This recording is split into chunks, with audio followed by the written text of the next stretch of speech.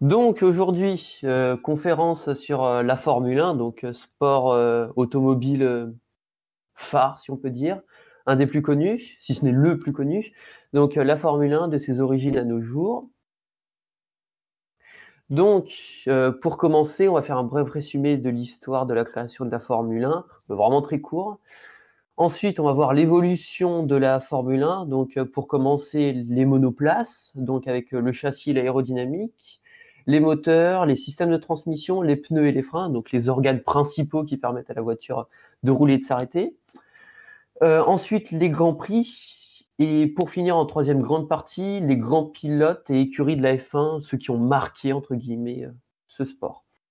Alors, bien sûr, j'ai dû pas mal écourter, on va dire, parce que le problème, c'est sinon la conférence aurait duré la nuit entière et ce n'est pas ce que je voulais. Donc, j'ai fait pas forcément le plus court, mais voilà. Alors, un bref résumé de l'histoire de la Formule 1. Donc, l'histoire de la Formule 1 trouve son origine dans les courses automobiles disputées en Europe dans les années 20 et 30. Donc, en soi, les courses étaient juste pour montrer sa capacité à rouler plus vite, hein, rien de nouveau. Elle commence réellement en 1946 avec une uniformisation des règles, pardon, voulue par la CSI, donc Commission sportive internationale, et la Fédération internationale d'automobile, la FIA, donc qui elle gère aujourd'hui la Formule 1 ainsi que beaucoup d'autres sports comme la Formule 2, Formule 3, etc.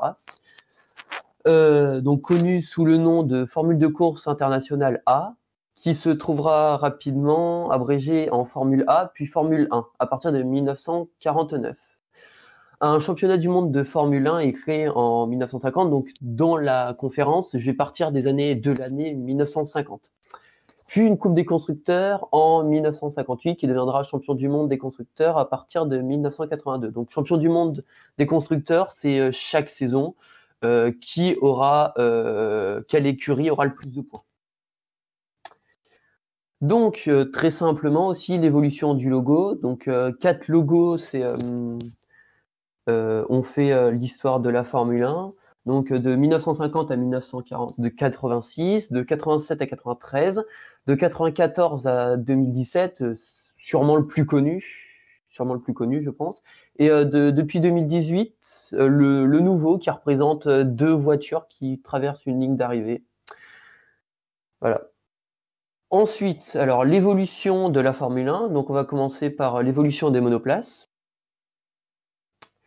La conception du châssis de Formule 1, donc quelles que soient les années, tourne autour de 2 idées principales. Donc le poids et le centre de gravité. Donc en effet, le châssis se doit d'être le plus léger possible et tout en restant dans la réglementation, bien sûr, parce que chaque année, le poids est réglementé, bien sûr, et avoir le centre de gravité le plus bas. Parce que le problème, c'est plus le centre de gravité est haut, plus il y a de chances de tomber, de partir à la renverse, par exemple. Aujourd'hui, la fibre de carbone est utilisée énormément pour sa résistance élevée à la traction et à la compression, sa flexibilité et son poids très réduit. Donc, la plupart des pièces, des monoplaces qui n'ont pas besoin d'une résistance extrêmement élevée, par exemple qui n'ont pas besoin d'être aussi résistantes que de la transmission, par exemple, c'est fait en fibre de carbone. C'est très léger et puis ça résiste à ce qui lui est demandé. Ensuite, l'aérodynamisme. Donc une Formule 1 peut prendre jusqu'à 6 G de force dans un virage, donc ce qui est considérable et ce qui peut la faire partir, en dehors de la piste. Donc l'appui aérodynamique sert donc à compenser cette force en plaquant la voiture au sol avec des systèmes d'ailerons. Donc à environ 130 km/h, la force est égale au poids de la voiture. Et à 190 km/h, la force est égale à 2 fois son poids.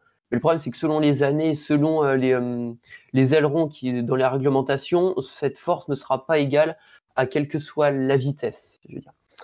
Donc le coefficient de traînée, il est très élevé, donc entre 0,65 à 0,85, parce que justement, la déportance est très élevée, donc c'est un compromis à faire. Je veux dire, plus X est faible, plus la déportance sera faible et inversement.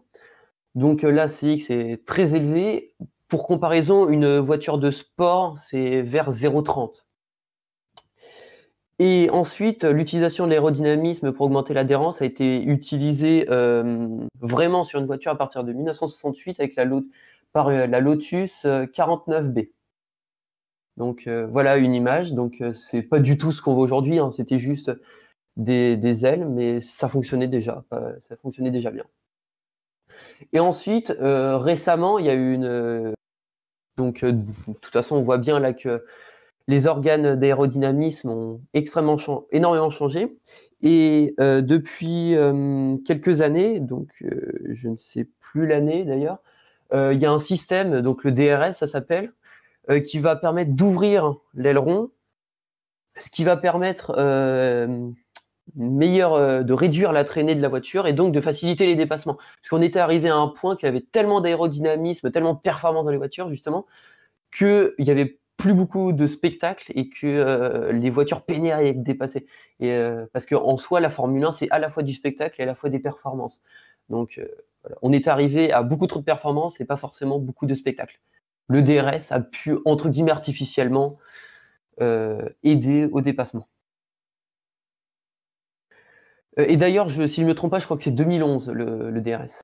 Alors ensuite, donc chaque année, la réglementation du poids, donc chaque année, pas forcément chaque année, pardon, mais régulièrement, le poids est modifié, donc c'est presque tout le temps croissant, parce qu'à chaque fois, on rajoute des systèmes qui vont permettre à la voiture soit de rouler plus vite, soit de consommer moins, ce qui est plus le cas actuellement, parce que la Formule 1 se doit d'être le summum, entre guillemets, technologique de l'automobile. Et donc, ça passe aussi par les performances, mais par l'écologie. Parce que c'est bien beau d'avoir des performances en polluant, mais le but de la Formule 1, c'est d'avoir des performances, mais tout en étant écologique. Donc, on voit que de 1950 à 1960, c'était totalement libre. Puis après, on voit que progressivement, ça monte. Donc, 450 kg, 500, 530, 550, etc. Ensuite, on voit que y a dans les années 87-88, il y a eu une différence de fait entre le poids pour les moteurs atmosphériques et les moteurs suralimentés. Donc, moteur suralimenté, c'est avec un système de turbocompresseur qui va amener plus d'air dans le moteur, donc ce qui va apporter un meilleur mélange air-essence, donc ce qui va augmenter la puissance entre guillemets du moteur. Alors, je simplifie à mort, mais c'est dans le but, c'est ça. Alors que le moteur atmosphérique, c'est une aspiration naturelle. Donc ensuite, on voit que le poids augmente de plus en plus. Jusqu'à 2019, le poids réglementaire était de 543 kg et en 2020, ce sera de 743 kg et en 2020, 745 kg. Et quand j'ai mis une petite étoile, ça veut dire pilote compris. Donc ensuite, la réglementation des moteurs. Donc la réglementation des moteurs est divisée en, pour l'instant, 5 catégories. Il y en aura d'autres qui vont venir par la suite. Donc 2 temps, 4 temps. Pour la combustion dans les cylindres, pour l'ordre des étapes dans le cylindre, pardon. Le type de moteur et la cylindrée, le régime maximal autorisé, le nombre de cylindres et l'architecture et le carburant. Donc, ce tableau-là, merci Wikipédia parce que tout était résumé et puis j'ai vérifié, tout était bon. Donc, on peut voir que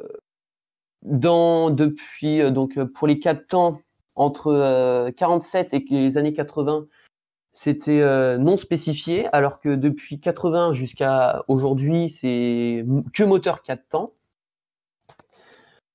Ensuite, pour la cylindrée maximale, actuellement, on est sur du 1,6 litre et ça a pas mal changé dans les années précédentes.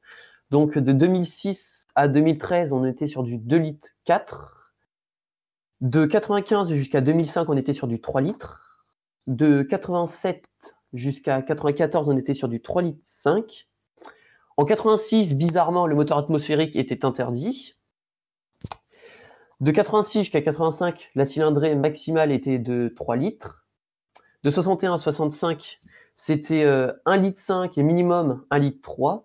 Donc 1,5 litre maximum. Là, toutes les cylindrées que je donne, c'est maximum. On peut aller en dessous, mais on ne peut pas faire au-dessus. De 54 jusqu'à 60, 2,5 litres. Et 0,75 litres si le moteur est suralimenté, donc turbo-compressé. Et de 47 jusqu'à 53, 4,5 litres en atmosphérique et 1,5 litre en moteur suralimenté, donc turbo-compressé.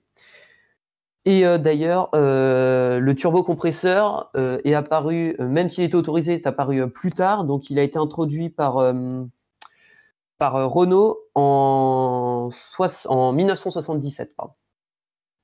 Ensuite, la rotation maximale. Donc, on peut voir que de 47 jusqu'à 2006.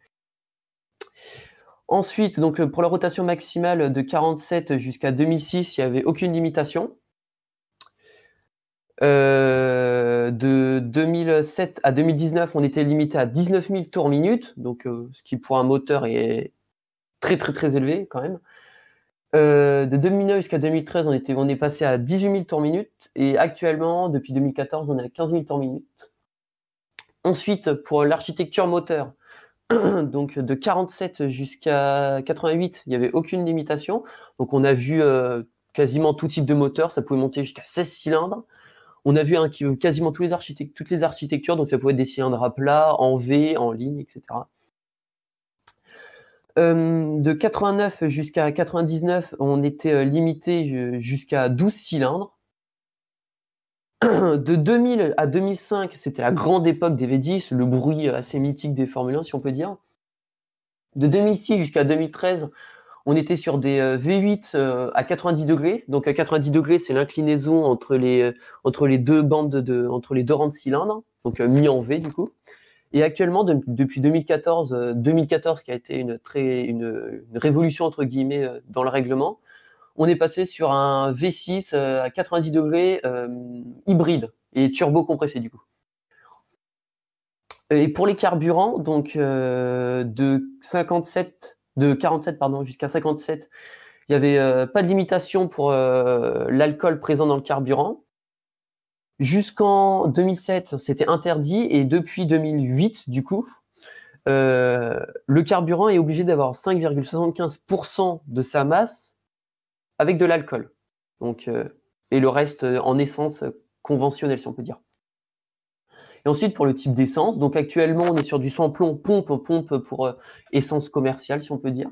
Parce que dans les années 60, je crois, ils utilisaient à des moments de l'essence pour des petits avions. Donc, de l'Avgos, si je ne me trompe pas, si je prononce bien. Donc, voilà. Et d'ailleurs, actuellement, les ravitaillements ne sont plus autorisés. Donc, après, dans la réglementation du nombre de moteurs, donc de 1950 à 2003, chaque pilote avait le droit à autant de moteurs qu'il désirait. Donc par exemple, il pouvait même changer de moteur pendant un Grand Prix. En 2004, on est passé à un moteur par Grand Prix. Donc sur chaque Grand Prix, il devait utiliser qu'un seul moteur, donc pour toutes les étapes du Grand Prix. De 2005 à 2008, un moteur pour 2 Grands Prix. De 2009 à 2013, 8 par saison. De 2004, dans les années 2014 et 2016, 5 pour la saison.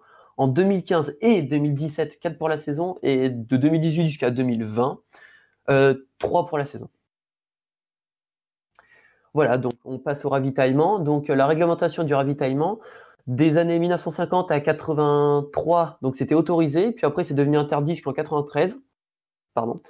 Ça a été autorisé jusqu'en 2009 et interdit depuis 2010. Alors, c'est interdit parce que, donc actuellement, pardon, un pilote doit faire un Grand Prix avec juste un plein. Voilà. Et ça a été interdit parce qu'il y a eu beaucoup d'accidents pendant des ravitaillements, des tuyaux qui ont été arrachés parce que les pilotes partaient trop vite. Des incendies aussi pour de l'essence qui a coulé, et puis la chaleur des pneus par exemple qui ont fait prendre feu parce que c'était l'essence, c'est assez volatile du coup, et puis ça prend feu assez rapidement. Ensuite, la réglementation justement pour la consommation et la quantité d'essence qu'on a le droit durant le Grand Prix. Donc de 50 à 83, c'était parfaitement libre, donc on pouvait utiliser autant d'essence qu'on voulait. En 84 et 85, on était à 220 litres d'essence disponibles durant le Grand Prix. En 86, on est passé à 195 litres. En 87, on est repassé en libre pour les moteurs atmosphériques et 195 litres pour les moteurs suralimentés, donc avec turbocompresseur. En 88, c'était libre aussi pour les atmosphériques et on est passé à 150 litres d'essence pour les suralimentés. De 89 à 2013, c'était libre, donc une grande période quand même. En 2014, 2015 et 2016, on n'avait plus le droit qu'à 100 kg de carburant et une consommation du moteur de 100 kg par heure. En 2017-2018, on avait le droit à 105 kg de carburant et une consommation du coup aussi limitée à 100 kg par heure. La consommation, c'est une limite. Hein. Ils sont pas obligés d'être à 100, ils peuvent être en dessous, mais ils peuvent pas être au-dessus. Et en 2019-2020, 110 kg de carburant et 100 kg par heure aussi de consommation. Sachant qu'un Grand Prix, en général, s'il n'y a pas trop de problèmes, c'est 1h30 et 300 km. 300 km, voilà. Ensuite, les performances d'une Formule 1. Donc, alors, ça aussi, c'est une énorme estimation pour les vitesses, parce que selon les voitures, selon les écuries, selon les années, selon les moteurs, selon le mode de la voiture, ces valeurs vont pouvoir influer, vont pouvoir changer, pardon. Donc, le 0 à 100 km/h en départ arrêté, le 0 à 100 km/h est fait en 2 secondes, donc ce qui est très très peu. Le 0 à 200 est fait en 4 secondes, donc ce qui est très très peu aussi. Surtout 0 à 200, parce que, alors en général, une sportive, on est aux alentours des 10 secondes. Et le 0 à 300 est fait en 8 secondes, alors qu'on est plus aux alentours des 30 secondes pour une sportive. Alors la vitesse maximale est de 398 km/h. Donc c'est Valtteri Bottas en... Je ne sais plus quelle année, mince. Bon, en tout cas, c'est Valtteri Bottas qui a été... Alors, c'est un record non officiel parce qu'il a été détecté à une vitesse inférieure avant, mais apparemment 378 km/h en fin de ligne droite. Ensuite, pour le rapport poids-puissance, on est à environ 0,7-0,8 kg par chevaux. Et les moteurs actuels peuvent monter jusqu'à 1000 chevaux en mode pole position, donc c'est le mode le plus puissant. Donc les moteurs peuvent monter dans les régimes les plus hauts. Tac. Avec tous les systèmes, bien sûr, d'aide. Donc ensuite, le système de transmission. Donc on va voir la boîte de vitesse, l'embrayage et les systèmes d'aide. Donc la boîte de vitesse, ou en Formule 1, on utilise beaucoup l'anglais, donc gearbox. Donc en 1961, on a eu l'apparition des boîtes de vitesse à 6 rapports. En 68, l'obligation de la marche arrière. 7 rapports à partir de 1989 et 8 rapports à partir de 2014. Donc du coup, à partir de la entre guillemets révolution du règlement, à partir du moment où on est passé sur les moteurs les moteurs V6 turbo par exemple. Donc les boîtes de vitesse sont semi-automatiques, donc les boîtes automatiques sont interdites. Donc boîte semi-automatique seamless shift, pardon pour mon anglais. Ferrari est la première écurie à avoir utilisé une boîte de vitesse semi-automatique sur la F1 89, pardon. Donc sur la Ferrari de 1989. Aujourd'hui, les boîtes de vitesse peuvent passer des rapports en 2 à 3 millisecondes, donc ce qui est très très peu.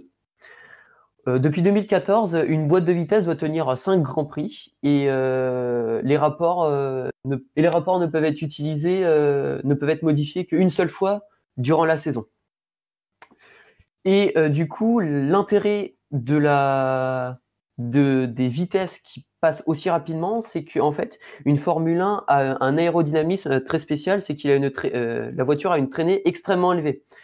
Donc elle a en gros, elle est énormément ralentie par l'air, à tel point que les anciennes boîtes de vitesse qui avaient une rupture de charge de 50 millisecondes, le pilote prenait une décélération d'équivalent 1G. Donc ce qui freinait énormément la voiture et ce qui faisait perdre au pilote quasiment 4 dixièmes au tour. Donc du coup, l'intérêt d'avoir mis des boîtes de vitesse aussi rapides, c'est de passer des rapports extrêmement rapidement, d'avoir le minimum de rupture de charge. En effet, là, c'est quasiment rien.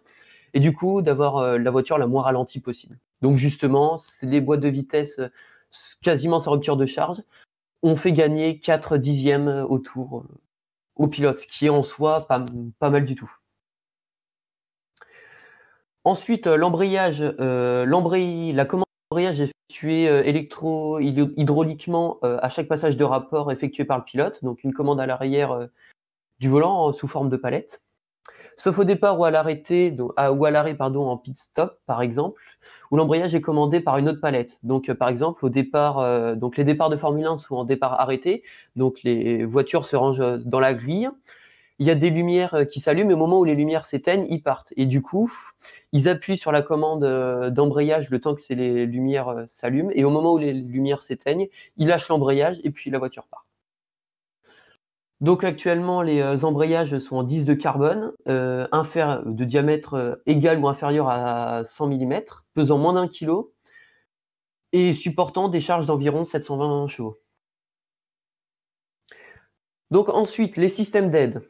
Donc en 1991, il y a eu l'apparition de l'anti-patinage et de l'anti-blocage. Donc l'anti-patinage, c'est l'équivalent d'un launch control pour les voitures aujourd'hui. Ça permet aux roues d'éviter de patiner au départ, si on met trop de puissance au moteur. Et l'anti-blocage ensuite, c'est l'ABS, entre guillemets, parce que dans certains cas, les roues peuvent se bloquer. D'ailleurs, comme le système est interdit aujourd'hui, on le voit dans certaines grandes lignes droites où les pilotes doivent freiner très vite, les roues se bloquent parce que les freins, les roues sont littéralement bloquées par les freins. Ensuite, en 1994, il y a eu l'interdiction des suspensions actives, de l'anti-patinage et de l'anti-blocage des roues. En 2001, l'autorisation de l'anti-patinage, de la boîte automatique et de la direction assistée. En 2002, la suppression de la direction assistée. En 2004, la suppression de la boîte automatique. Donc actuellement, on est toujours sur des boîtes semi-automatiques, étant donné que les boîtes automatiques sont prohibées. Et en 2008, on a la suppression de l'anti-patinage et de l'anti-blocage. Cependant, il y a des systèmes, là que je n'ai pas précisé dans ce diaporama, mais il y a des systèmes qui ont été introduits depuis 2009 et qui sont réellement utilisés depuis 2011-2014 environ, qui s'appelle l'ERS, donc qui va donner de la puissance supplémentaire au moteur dans certains cas. Donc, dans le cas où on est sur une accélération, une grosse accélération, donc le turbocompresseur va être entraîné par les gaz d'échappement, donc va tourner à des vitesses considérables, à savoir 100 000 tours minute, pour apporter un flux, pour apporter de la pression, on va dire, au mélange essence-air qui va faire pousser les pistons et donc rouler la voiture. Donc dans le cas où le turbocompresseur tourne, il va activer le MGU-H, donc en mode générateur, qui va dans ce cas-là soit alimenter une batterie avec une énergie qu'on pourra réutiliser après, soit le MGU-K. Donc le MGU-K, c'est un puissant, c'est connecté sur l'arbre de transmission des roues et ça va offrir une puissance supplémentaire ou une diminution de la consommation d'essence. Donc justement, c'est dans ce cas-là où les voitures peuvent atteindre 1000 chevaux par exemple. Et donc la batterie, j'ai parlé d'une batterie juste avant, les batteries c'est utilisé depuis 2011 et c'est obligatoire depuis 2014 avec tous les systèmes. Avant 2011, c'était des volants d'inertie qui étaient utilisés depuis 2009. Ensuite, il y a un deuxième système. Donc au freinage, il y a le MGU-K du coup qui a servi à donner de la puissance supplémentaire là du coup qui va être utilisé en mode générateur, qui va alimenter une batterie. Et donc après le freinage, il y a forcément une réaccélération. Donc à la réaccélération, le MGU-H va récupérer l'énergie et va entraîner le turbocompresseur. Parce que le gros défaut des turbocompresseurs dans les voitures qui n'ont pas de système, c'est qu'il y a un temps de réponse. Parce que le problème, c'est que le moteur, quand il n'y a pas faudrait pas dire explosion, mais quand il y a des explosions dedans, il y a des gaz d'échappement. Or là, pas d'explosion, pas de gaz d'échappement. Donc le turbo ne tourne pas. Et bien justement, le MGU-H va servir à faire tourner ce turbo pour justement n'avoir pas de temps de réponse au turbo et donc avoir une puissance instantanée. Ensuite, donc les pneus, qui est une composante essentielle bien sûr parce que ça va permettre de transmettre l'énergie du moteur à la route. Donc pas mal de marques se sont relayées. Donc les marques qui ont commencé, il y a eu dans les années 50, il y a eu Dunlop, il y a eu Engelbert, donc Dunlop pardon, qui est une marque anglaise, et Engelbert qui est une marque allemande. Firestone, qui est une marque américaine et qui aujourd'hui équipe les IndyCar, donc qui est vraiment, je mets ça entre guillemets, l'équivalent, c'est pas du tout le cas, mais on va dire l'équivalent de la Formule 1 aux États-Unis. Et Pirelli, qui a commencé aussi et qui équipe les Formule 1 actuellement. et qui est italien. Sinon, dans les autres marques, on a eu Avon, qui est anglais. On a eu Bridgestone, qui est japonais, qui a équipé jusqu'en 2010. Il y a eu Continental. Il y a eu Goodyear et il y a eu Michelin. Donc les pneumatiques actuelles, depuis 2011, Pirelli est le fournisseur exclusif de pneumatiques pour la F1. Donc en 2009, on avait le choix par course à 5 trains de pneus. Donc le blanc, c'est le plus dur, c'est le pneu le plus dur, donc qui aura moins de performance pour la vitesse, mais qui tiendra beaucoup plus longtemps. Ensuite, on a le médium, donc lui, c'est un bon compromis. Et on a le plus tendre, le soft, on appelle, qui est le pneu le plus tendre. En gros, il aura les meilleures performances à la vitesse, mais il tiendra le moins longtemps. En général, selon les circuits, entre le soft et le hard, il y a une différence d'environ 1 seconde il y a une différence d'1 seconde au tour entre ces deux pneus. Et ensuite, pour les grands prix où il y a de la pluie, donc sachant que les 3 premiers pneus que je vous ai présentés, c'est des pneus slick, donc c'est complètement lisse, donc ça permet d'avoir les meilleures performances. En revanche, avec de l'eau, tout de suite c'est de l'aquaplaning, parce que l'eau n'est absolument pas dégagée. Donc pour les 2 pneus pluie, on a l'intermédiaire, donc intermediate en anglais, le vert, qui à 300 km/h va enlever 30 litres d'eau à la seconde. Donc ça, c'est en général, c'est des pneus quand la piste est humide, mais pas forcément détrempée, qu'il n'y a pas de pluie. Et en cas de pluie, de piste complètement détrempée ou de pluie, là, on va passer sur les pneus bleus, donc les pneus entièrement pour l'eau, où là, à 300 km/h, il y a 85 litres d'eau par pneu qui va être dégagée. Donc on a des très grosses rainures, mais en revanche, les performances, elles sont beaucoup moins importantes, parce que la surface de contact, bien sûr, est moins élevée. Et en 2019, chaque Grand Prix, il y avait dans Pirelli, donc la marque qui fait ces pneus-là, avait le choix entre 5 gammes, donc les C1, C2, C3, C4 et C5. Chaque Grand Prix devait faire prendre soit C1, C2, C3, soit C2, C3, C4, soit C3, C4, C5. Donc une de ces 3 gammes était prise. Et sur chaque gamme, on mettait le plus dur en blanc, le médium en jaune et puis le plus soft en rouge. Donc il pouvait avoir dans certaines situations que sur un Grand Prix, le plus soft, donc celui qui était en rouge, se retrouvait le plus dur dans une autre course, par exemple. Ensuite, pour les freins, donc une voiture qui roule, c'est bien, mais une voiture qui peut s'arrêter, c'est mieux.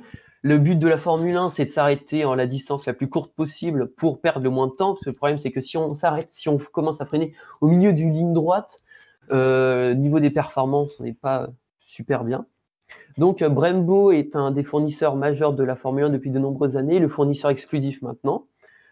Donc ils ont une très bonne infographie sur leur site, donc j'ai précisé dans les sources à la fin, qui explique pas mal de caractéristiques. Donc par exemple, on peut voir que pour être refroidi, les disques de frein ont plus de 1000 trous, 1000 petits trous, que les disques sont faits en carbone, contrairement aux voitures qui sont faits en fer, je crois, ou en acier, pardon, ou certaines autres voitures qui sont faites en céramique. Donc là, la température d'utilisation optimale, c'est de 350 degrés à 1000 degrés. Par exemple, sur les grands prix de nuit, exemple Singapour ou Bahreïn, on peut voir les disques en carbone qui sont rouges de chaleur. Et c'est pour ça en fait qu'avant le Grand Prix, avant la course, il y a un tour de formation et que les pilotes vont utiliser vont essayer d'utiliser le plus possible les freins pour justement les amener dans cette plage de température où les performances de freinage seront optimales. La durée d'utilisation du disque, on est à peu près 1200 km, ce qui fait en gros 4 Grands Prix. Le temps de production est de 5 à 6 mois, alors que pour une voiture, c'est 24 heures. Et le poids du disque est de 1,2 kg. Entre 1 et 1,2 kg. Donc ensuite, les plaquettes. Donc les plaquettes, le coefficient de frottement est très élevé, on est entre 0,7 et 0,9, d'où dans certaines situations le blocage de roue. Donc que les pilotes essayent d'éviter le plus, parce que le problème c'est que justement l'ABS a été inventé pour ça. En cas de blocage de roue, certes, la voiture va freiner, mais on perd le pouvoir directeur de la voiture. Donc, si par exemple, on veut freiner pour passer un virage, bah, le pilote freinera, il bloquera les roues, mais il aura beau tourner, il partira tout droit. Et donc, ça, c'est problématique s'il ne veut pas se prendre un mur. Donc, la durabilité des plaquettes, on est aux alentours des 800 km. Et pareil que les disques, la température maximale, c'est 1000 degrés. Donc, la température de fonctionnement se situe à peu près aux alentours des disques. Donc, pareil, ces plaquettes sont en carbone. Ensuite, les étriers. Donc, on est sur des étriers 6 pistons. Donc, ça commence à serrer pas mal. Les étriers peuvent monter jusqu'à 200 degrés. Alors, ça monte pas aussi haut que le carbone parce que c'est pas une pièce qui frotte directement, mais c'est pas très loin des pièces qui sont extrêmement chaudes, donc ça chauffe forcément. On est plutôt léger, donc on est aux alentours des 1,5 kg, 2 kg. Et la durabilité de 10 000 km. Parce que bien sûr, même si ça chauffe pas énormément, ça chauffe plus que donc l'usure. Et puis là, surtout, il y a énormément de freinage. Donc bon. Ensuite, donc l'infographie pour les disques, on peut voir l'évolution des disques. Donc on voit qu'en 2008, pour le refroidissement. Alors en fait, ces petits trous servent au refroidissement. Comme les refroidissements liquides des freins est interdit, ils vont utiliser l'air pour refroidir. Et donc du coup, ces tout petits points peuvent faire passer l'air qui va refroidir le disque. Le problème, c'est que sans refroidissement, on obtiendrait des températures insupportables pour le carbone et les disques tout simplement finiraient par casser, oui, complètement. Donc en 2008, on était à 200 trous. En 2012, on était à 600. En 2014, 1000. En 2016, 1200. Et en 2019, on était à 1450. Donc c'était croissant. Donc ensuite, on voit les différents disques selon les véhicules. Donc on peut voir que sur une voiture traditionnelle, on est sur du fer complètement, donc un poids assez élevé, des températures entre moins 50 et 500. Alors c'est ça l'avantage d'ailleurs des freins pour les voitures conventionnelles, c'est qu'ils ont des plages de température très élevées, de fonctionnement de moins 50. Quand je dis plage très élevée, c'est par rapport à ce qu'on peut obtenir sur Terre, donc entre moins 50 et 500. Le gros problème des freins carbone, c'est qu'ils sont très peu fonctionnels dans des températures faibles. Alors que le but justement des freins de voitures sportives, c'est qu'on puisse les utiliser un peu par toute température. Donc ensuite, les freins en carbone céramique sont plus légers, ils ont une température de fonctionnement bien plus élevée, et ils ont une durée de vie plus importante, mais c'est pas ce qui freine le plus. Et ensuite, on a les freins en carbone, justement, qui sont utilisés pour la Formule 1, dont j'ai parlé juste avant. Et ensuite, les performances de freinage. Donc, en premier lieu, on a la Bugatti Veyron, donc, qui était jusqu'à la sortie de la Chiron une des voitures les plus rapides, qui est toujours une des voitures, bien sûr, mais la Chiron l'a dépassée, bien sûr. Donc, la Bugatti Veyron a des performances de freinage assez élevées. Donc, on peut passer de 0 à 100 km/h en 2 secondes 3, et le conducteur peut se prendre jusqu'à 1,3 G. Sur la navette spatiale, on peut se prendre jusqu'à 3 G, et la Formule 1 en freinage, donc le plus gros freinage actuellement, c'est le virage 7 au circuit de Marina Bay, donc qui est le circuit d'Abu Dhabi qui conclut la saison, qui est le dernier Grand Prix de la saison, où les pilotes se prennent jusqu'à 5 G en décélération. Donc ensuite, les Grands Prix. Donc les Grands Prix actuellement se déroulent en un week-end. Donc 3 séances d'essais libres. Donc les FP1, FP2, FP3, en général, c'est des séances d'1 heure. Donc pendant ces séances, les voitures testent le circuit, parce qu'avant, ils n'ont aucun échauffement ou entraînement entre guillemets sur le circuit. Donc ces séances d'essais libres permettent de tester les voitures sur le circuit, et en général, durant ces phases d'essais libres, il y a beaucoup de sorties de piste, de spin, comme on appelle, des voitures qui font des têtes à queue, parce que justement, soit la piste est froide, soit les pilotes ne sont pas habitués à la piste, et il y a des endroits où ça a un peu changé, par exemple, etc. Donc ensuite, on a 3 séances de qualification, les Q1, Q2 et Q3. Donc durant les Q1, les 20 pilotes de la grille vont essayer d'aller le plus rapidement possible au tour, et les 15 meilleurs vont être gardés pour les Q2. Donc les 5 perdants vont se retrouver au fond de la grille, donc le moins bon temps la 20e place. Le avant-dernier plus mauvais temps, 19e place, etc. Ensuite, en Q2, on a les 15 restants qui vont s'affronter. Et les 10 qui vont être les 10 meilleurs qui vont être gardés pour les Q3, où là, les 10 meilleurs vont s'affronter et vont s'affronter entre guillemets, vont faire le meilleur temps au tour. Vont s'affronter et dans l'ordre de temps au tour, on va faire les 10 premières places de la grille. Et ensuite, pour la grille, vient les pénalités, où selon certaines pénalités, donc ça peut être par exemple le changement d'un moteur ou le changement d'une boîte de vitesse, ce qui est arrivé en la saison 2019 à la fin, où les pilotes vont être ramenés au fond de la grille, justement à cause d'une pénalité.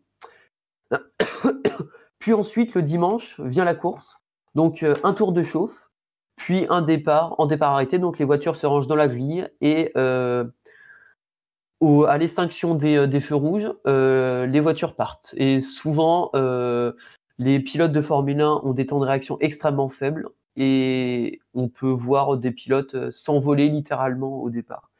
Donc en général, celui qui prend un très très bon départ, il a un certain avantage au début de la course. Et donc durant la course, obligation de changer au moins une fois de gamme de pneus. Donc ce que j'avais dit précédemment, les hard, medium ou soft. Donc par exemple, on peut commencer la course en soft et finir en hard, commencer en hard, finir en medium, etc. Ça, c'est toute la stratégie de la course qui va être décidée justement par les stratèges de chaque écurie. Donc chaque stratégie est différente pour un Grand Prix, par exemple, selon les écuries. Et au cours d'un Grand Prix, si on ne compte pas les pneus de pluie, chaque pilote a le droit à 13 trains de pneus, donc 13 x 4 pneus. Sachant que les pneus arrière sont plus larges que les pneus avant, pour justement, comme la transmission se fait à l'arrière, les pneus plus larges permettent d'avoir une meilleure transmission à la route, donc une voiture qui va accélérer forcément un peu plus vite. Ensuite, les grands pilotes et écuries de la Formule 1. Donc là, je ne peux pas tout expliquer parce que sinon ça me prendrait un temps énorme. Donc je vais citer uniquement ceux qui m'ont semblé les plus grands sans forcément détailler. Donc Juan Manuel Fangio, donc d'où l'expression conduire comme Fangio, hein, qui a été 5 fois champion du monde, qui a été le premier grand champion, qui n'a été dépassé que par Michael Schumacher, donc qui est resté champion du monde pendant très longtemps. Et d'ailleurs qui a roulé chez Alfa Romeo, si je ne me trompe pas, au tout début. Ensuite, on a Ayrton Senna, donc vous devez connaître aussi, pilote brésilien. Donc Fangio, il était argentin, si je ne me trompe pas. Faudrait que je vérifie après, mais en principe, il était argentin. Donc Ayrton Senna, qui a été 3 fois champion du monde, donc brésilien, et qui est décédé durant le Grand Prix d'Imola, le Grand Prix d'Italie en 1900. Je ne sais plus. En 1994, pardon. Donc le Grand Prix d'Italie de 1994. Ensuite, on a Michael Schumacher, qui est sûrement le pilote le plus connu, donc le plus grand champion en nombre de titres, donc 7 fois champion du monde, qui a propulsé Ferrari dans ses meilleures années. Ensuite, Lewis Hamilton, donc qui est le champion actuel, donc qui a été 6 fois champion du monde. En 2008 avec McLaren Mercedes. Et ensuite en 2014, 2015, 2017, 2018, 2019 avec Mercedes. Donc Mercedes au F1 qui est réapparu en 2010. Ensuite, on a Alain Prost, donc qui a été 4 fois champion du monde et qui a été français et qui est aujourd'hui directeur sportif de l'écurie Renault. Donc Alain Prost qui était chez McLaren comme Ayrton Senna, et entre les deux pilotes, il y a eu d'énormes rivalités entre les deux et Alain Prost qui était un peu favorisé par par le directeur de la FIA de l'époque. Donc ensuite, on a eu Niki Lauda, donc grand pilote aussi, qui est décédé il n'y a pas longtemps d'ailleurs, et qui a été connu, c'est que déjà il a été champion du monde et que une fois sa voiture a pris feu, il a été sorti tout juste à temps parce qu'il aurait pu y rester d'ailleurs dans cet accident et moins de 6 semaines après, donc ses cicatrices à peine cicatrisées, désolé la répétition, il a repris la course, donc le courage qu'il faut.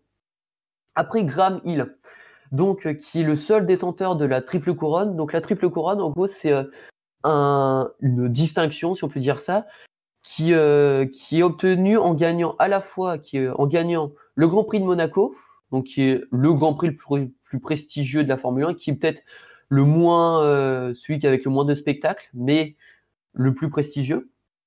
Les 500 miles d'Indianapolis, donc qui est une course d'IndyCar aux États-Unis sur le circuit d'Indianapolis, qui est très connu aussi. Et les 24 heures du Mans, donc qui est la course d'endurance, sûrement aussi la plus connue. Ensuite, on a eu Jim Clark, Jackie Stewart, Max Verstappen, qui est le plus jeune pilote de la Formule 1, qui a commencé la Formule 1 à peine 16 ans, chez Toro Rosso, et qui a été aussi le plus jeune pilote à avoir une victoire. Et ensuite, on a Sebastian Vettel, donc qui a été 4 fois champion du monde de suite et le plus jeune champion du monde, donc de 2010 à 2013 chez Red Bull. Et aussi on a eu ce que je vois Kimi Raikkonen, qui a été une fois champion du monde en 2007 avec Ferrari et qui est un pilote avec un caractère très particulier, qui est connu pour ça d'ailleurs. Et puis aussi, en parlant de la Finlande, on a eu Mika Häkkinen, qui a été un des plus grands rivaux de Schumacher aussi, qui a eu le titre en 98 et 99. Voilà. Donc ensuite Ferrari, au niveau le classement des plus grandes écuries. Donc au tout début, je peux rajouter Alfa Romeo, donc qui n'a pas forcément le plus grand nombre de victoires et tout ça, mais qui ont été champions du monde pour la première fois, qui ont été les premiers champions du monde de Formule 1. Et d'ailleurs, qui sont revenus depuis 2019, d'ailleurs, qui se nommait Sauber avant et qui maintenant s'appelle Alfa Romeo. Donc Alfa Romeo qui, en 2019, roulait avec Antonio Giovinazzi et Kimi Raikkonen, d'ailleurs, qui passait de Ferrari à Alfa Romeo. Ferrari qui a récupéré Charles Leclerc. Donc Ferrari est la plus grande écurie en termes de victoires, de titres constructeurs et de titres pilotes, donc 238 victoires, ce qui est énorme, 16 titres constructeurs et 15 titres pilotes. Ensuite, on a McLaren, donc 182 victoires, 8 titres constructeurs et 12 titres pilotes. Williams, en 2019 qui a fait une saison un peu pitoyable due à une mauvaise voiture qui était assez lente en tour, qui se prenait quasiment 3 secondes par les autres voitures autour. Donc Williams, qui avant était beaucoup mieux. Donc c'était un peu une faute de budget cette année. Ils n'avaient pas assez de budget pour faire des voitures, pour aligner des voitures performantes. Donc Williams avec 114 voitures, 9 titres constructeurs et 7 titres pilotes, pardon. Mercedes avec 102 victoires, 6 titres constructeurs et 8 titres pilotes, donc qui est en titre, qui est champion constructeur en titre et qui a le titre pilote en titre, je sais pas si ça se dit, mais bref, donc avec Hamilton et titre constructeur avec Hamilton et Bottas, donc qui ont amassé à eux deux plus de 700 points, donc ce qui est un record si je me trompe pas dans la compétition. Après, on a eu la Team Lotus, à ne pas confondre avec l'écurie Lotus F1 qui est apparue en 2012 et qui a fermé en 2015, oui, où il y a eu d'ailleurs Romain Grosjean, donc un des Français qui est en Formule 1, et Kimi Raikkonen. Donc la Team Lotus qui a eu 79 victoires, 7 titres constructeurs et 6 titres pilotes. Ensuite, on a eu Red Bull, donc 62 victoires, 4 titres constructeurs et pilotes. Donc les 4 titres pilotes ont été obtenus justement par Sébastien Vettel, donc de 2010 à 2014. Et pour les titres constructeurs, je ne veux pas m'avancer, mais certains ont été obtenus durant ces années-là avec Vettel et Mark Webber, qui était l'équipier de Sébastien Vettel. Ensuite, on a Brabham, donc 35 victoires, 2 titres constructeurs et 4 titres pilotes. Renault, donc l'écurie française, qui a 35 victoires, 2 titres constructeur et pilote. Donc les 2 titres pilotes, c'est Fernando Alonso, donc le pilote espagnol, qui lui aussi, comme Kimi Raikkonen, n'avait pas forcément sa langue dans sa poche. Donc champion du monde en 2005 et 2006. Après ensuite Benetton, donc d'ailleurs qui a été donc, 2 titres pilotes qu'ils ont eu, c'était les premiers titres avec Michael Schumacher. Donc 27 victoires, 1 titre constructeur et 2 titres pilotes. Et ensuite on a Tyrrell, donc 23 victoires, 1 titre constructeur et 2 titres pilotes. Alors Tyrrell, c'est dans les années 70, en 1977 si je ne me trompe pas, ils avaient fait une voiture assez originale. C'était une voiture avec 6 pneus. Un train à l'arrière et 2 trains à l'avant, ce qui était assez original à l'époque. Ils pensaient que les performances allaient être meilleures, mais en fait, pas vraiment. Donc c'est une voiture qui est restée assez mythique, entre guillemets, mais qui au final n'avait pas les performances qu'ils attendaient. D'ailleurs, vous pourriez, j'ai pas mis de photo là, mais vous pouvez aller voir. Donc ensuite, l'évolution du volant de la Formule 1, on voit qu'on est passé d'un volant assez basique.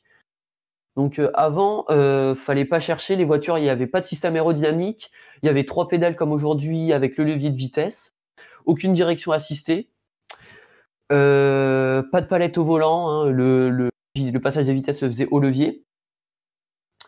Ensuite, au fur et à mesure, on est arrivé avec des volants de plus en plus performants, jusqu'à aujourd'hui avec où quasiment tout, toute la voiture peut se contrôler à partir du volant. Donc maintenant, il n'y a plus que 2 pédales, donc accélérateur, freinage, donc au moins 2 pieds, le pied droit sur accélérateur, pied gauche sur freinage, ça permet d'éviter de bouger les pieds. Après, on a l'écran du volant, où il y a toutes les informations, donc le temps autour, la vitesse dans lequel le pilote est actuellement. Quoi d'autre? En fait, ça dépend, chaque pilote met ce qu'il veut, ça peut être le nombre de tours minutes, la vitesse, le temps, la balance des freins, etc. Ensuite, les petits points qu'il y a au-dessus, c'est pour le passage des rapports. Donc en gros, il y avait des LED qui s'allumaient et quand toute la bande de LED était allumée, ça voulait dire que le régime moteur était suffisant pour passer le rapport suivant. Ça permettait de passer le rapport avec un nombre de tours minutes optimal. Parce qu'avant, c'était un peu fait à l'oreille. Et puis tous les autres boutons, donc on a 3 molettes en dessous. Donc les 3 molettes en dessous, c'est pour le mode du moteur. Donc par exemple, ça peut être un moteur en mode économie, en mode carburant riche, en mode pole position, donc le moteur avec la puissance maximale. Et après, à côté, tous les boutons. Donc la balance de l'embrayage, donc l'embrayage, il est plus ou moins sensible. Ça peut être la balance des freins, le bouton talk pour avoir la radio, avoir l'écurie au téléphone, donc tous les stratèges et les ingénieurs dans les stands, la marche arrière, etc. Donc ensuite, on a je vais pas trop m'étendre là, mais on peut voir l'évolution des voitures. Donc on peut voir qu'au tout début, hein, les voitures de course les voitures étaient très basiques, donc avec un capot très allongé pour mettre le moteur et avec très peu d'organes aérodynamiques. Au fur et à mesure des années, se sont ajoutés, donc à partir de 68, comme on a vu avec la Lotus. Donc avec des spoilers, des ailerons, des spoilers, des appendices sur les côtés, des dorsales, etc. Tout a été fait pour améliorer l'appui au sol de la voiture pour justement prendre les virages le plus rapidement possible. Et donc ensuite, on voit l'évolution l'évolution jusqu'en 2017 des Formule 1. Donc on peut voir les troisième et quatrième voitures sur cette image, que les mythiques McLaren avec comment ça s'appelle, avec mince, j'ai oublié, avec Senna pardon et Prost, si je me trompe pas. En tout cas, c'était le design. Donc avec le gros logo Marlboro, tout ça, c'était les années McLaren. Donc ensuite, on a continué à avancer dans le temps avec des voitures de plus en plus longues, de plus en plus lourdes, comme on a vu, avec de plus en plus d'aérodynamique. On peut voir dans les années Red Bull, avant dernière ligne, donc 2010-2014, qu'on avait un aileron qui descendait très bas Et ensuite, on est passé en 2014, à un aérodynamisme assez différent, avec un aileron avec un nez qui descendait. Et à partir de 2018, donc là, il n'y a pas les images, mais je vais essayer de représenter la chose. En 2018, il y a un halo autour du casque, autour de l'emplacement du pilote, un halo qui permettait de le protéger en cas de voiture, par exemple, qui pouvait lui passer au-dessus. Parce que dans le cas de gros accidents, il y avait des voitures qui pouvaient passer au-dessus d'autres. Et donc, justement, le halo, ça a permis de protéger ça. Ce qu'il n'y avait pas avant. Le pilote avait la tête à même. Il avait la tête en dehors de la voiture et sans protection. Donc ensuite, les sources. Donc j'ai utilisé un bouquin qui était pas mal. Donc certes, il y avait quelques erreurs, mais le bouquin qui était pas mal, c'était Mix Grand Prix 70 ans de Formule 1 de Stéphane Barbet aux éditions Solar. Donc ensuite, j'ai évité de l'utiliser parce que même si j'ai vérifié à chaque fois l'épreuve et tout, Wikipédia, j'ai utilisé. Ensuite, les pneus Pirelli, donc les logos étaient présents sur Wikipédia. C'était bien fait. Et puis d'autres sites pour la réglementation, l'infographie Brembo et puis tableau résumé de la motorisation.